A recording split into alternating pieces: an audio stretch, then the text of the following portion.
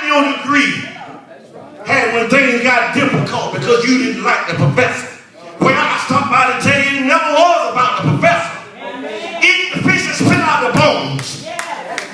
Oh, it's time, church. We got to tighten up. We got to strengthen up. Stop finding excuses. Yeah, so therefore they got comfortable doing their thing. Well, and forgot all about what was important to God. Yes, the wood that they had to build a temple with. Well, instead they said, well, I believe we'll build our houses. Don't you find how we spend so much money and time in building our career? Well, it starts in high school. I remember when I was in high school a few years ago. And we would look at, they would have, you know, them career things they would have on Friday. That song said, what you gonna do when the time comes? What you gonna do? And they would play that every Friday. What you gonna do? They would show the different careers. And you know, we should be thinking about what are you gonna be? What are you preparing for? Amen. And we spent all this time. Start right there. Well, my wife said, well, when I came on, they didn't encourage college. They want you to get out in the field. If you wasn't a good field hand, boy, you ain't gonna never be nothing. I knew I had to get from that mess. Well, she came up where they told her, baby, whatever you do, get your education. That's gonna be the only way you can get out. Leave all this. Amen. Am I right? So she said she didn't know nothing but college.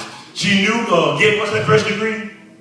Bachelor's degree, and then go on to what's the next one? Your master. So that was her pathway that was already set in motion. So what I'm saying is, we spend this time, putting all this time in ourselves.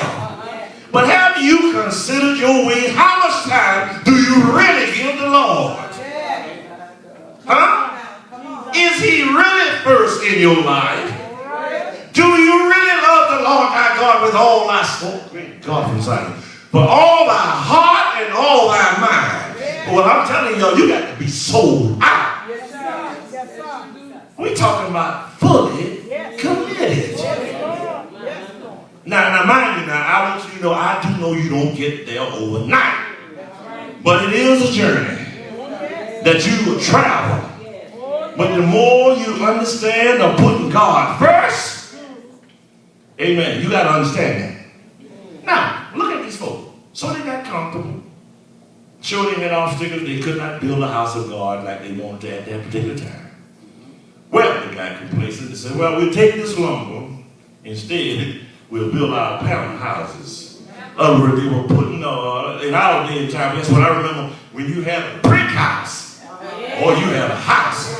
Everybody else had them shotgun houses. They called them holes in the wall, holes in the floor. You can look up and top the stars. Old tin roof. See, y'all got it good. Y'all know about that. But what I'm saying was, so they put all this energy in themselves. Misguided, amen. They were misguided. Their priority was in the wrong place. And, I tell you, consider your ways. Consider some things. We need to consider some things. Church folks Christians, need to rethink some things. And number one, get off the pathway. Get out of alignment with the world. I cannot stress it. I cannot say it enough. Yes, sir. Don't get in step. When you find yourself in step with the world, then you put you back in it. Yes, sir. Yes, sir. Huh? Amen. You got to leave that stuff behind. Yes, sir. If God is all that you say it is, it don't show up. Yes, sir. And what I'm saying, I personally, I am tired of hearing excuses. Why you can't do something that God has called you to do. Go ahead. That you said, this is my calling, this what I believe the Lord has called me to do. And you doing everything, finding every kind of reason. Well, guess what? Nobody told you that the way would be easy. No cross, no crown. Oh, must Jesus bear the cross alone? No. And all the world go free. Oh, you got to give up something in order to get something. Oh, I believe y'all praying with me. Amen. I'm serious about this thing. God has been dealing with me in a way. Stop making excuses. Just say, Pastor, I simply dropped the ball. It's an area that I'm weak in, and I'm working on it. He's working on me. I'm on the way. But I ain't gonna make no excuse. I'm tired of them folks always making excuses. Don't make no excuse. Stand up and say, you know what? I bottom line. You got a plan to be on time. I bet you don't plan you're gonna be there work tomorrow. You gonna be there too. Everybody's so fortunate to have these jobs where you can come in 30 minutes, 40 minutes late. Well, that's why you go to school. That's a privilege. Now, it's still wrong. They said be there at 8:30, you need to be there. But if you're not there, ain't nobody going to penalize you when you're a professional job.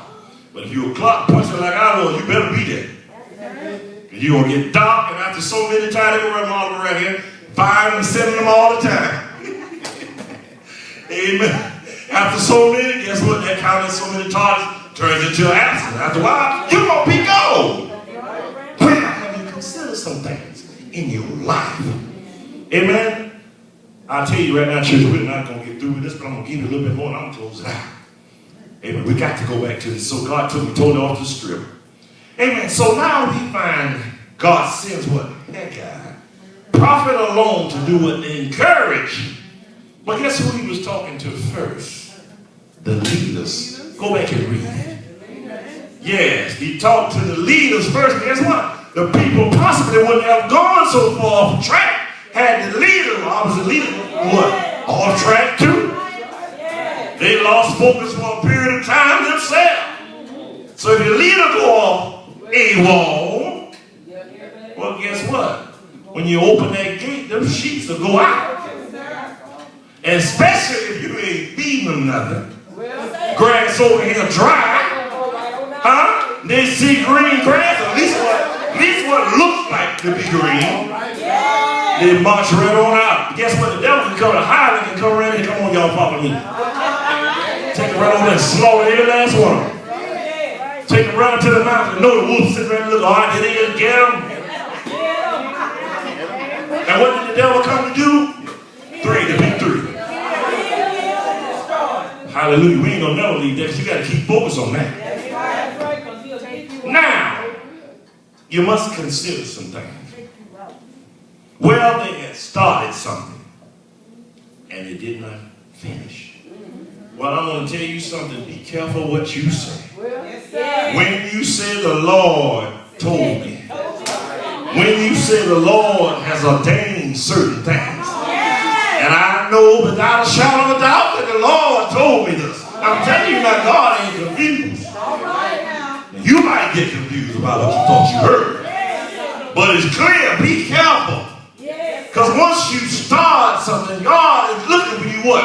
To finish it. He says it's better to do what? Not to make a vow than to vow and break it. Listen, y'all, this thing is serious. Oh, consider your ways. Yeah, consider what you do. A lot of things that we need to consider. Don't let, when we are faced with opposition, don't throw in the towel. Complete the task. If you know God told you something, I don't care how it looks. I don't care whether you have the resources right there or not. You stay true to what the Lord told you.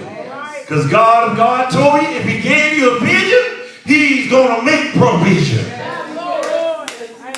God don't tell you to do. Now guess what? God ain't got no business telling you everything. He didn't tell Abraham everything. He told him what he needed to know.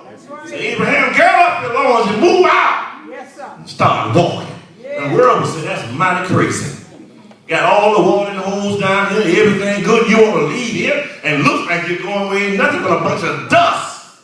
But God said, don't you keep moving until I tell you to stop. You just got to make sure who you're listening to. See, the problem is supposed to get confused because they ain't sure what side. You need to be sure what side of the team you're on. Huh? And guess what, folks? There's no in between. It's either God's your father or the devil is. ain't no end. Well, I'm in the middle of it. You can't even mark time for so long. You have to be. How long shall we be caught between two opinions? Well, Joshua said, what did Joshua say? For me and my house, we will serve the Lord. The one and only true God. You got to get to that point, church. Consider your ways. Yes, Lord. Yeah. We're coming back because I'm going to go to the end. Amen. I won't touch on these points. We're going to end this. Amen. I thought I was going to run all over the place. Because listen. Well, a whole lot of things we need to consider. Well, first of all, let's deal with Christian conduct and becoming who you say you are.